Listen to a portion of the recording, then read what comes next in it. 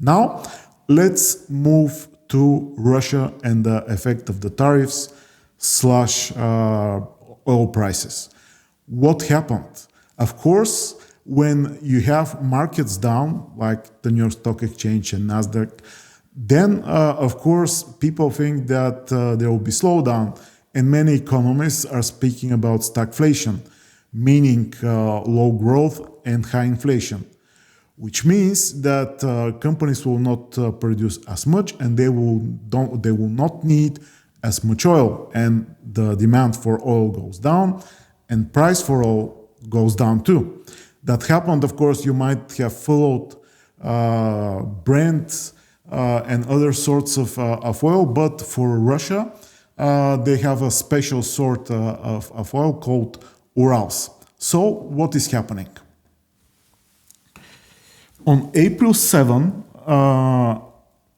Kremlin announced that it was closely monitoring oil markets after the price of its key export-grade Urals crude fell below $50 a barrel.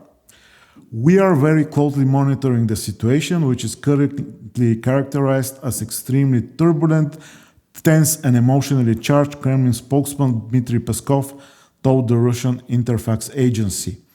Peskov attributed the situation, the price drop, to the US decision to impose tariffs on most countries in the world.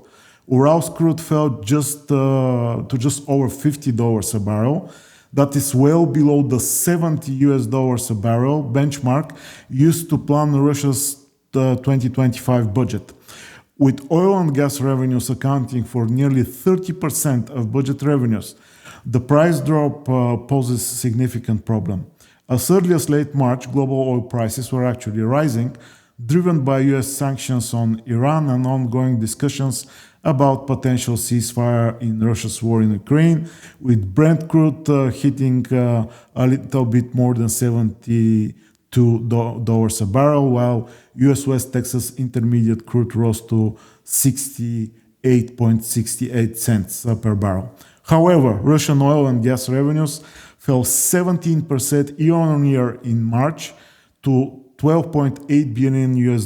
The government lost an estimated $2.7 billion in tax revenue compared to March 2024, with oil and gas revenues accounting for a third of total of government income. I don't know if that was planned as an effect by the US administration. Probably it was not, but that's it.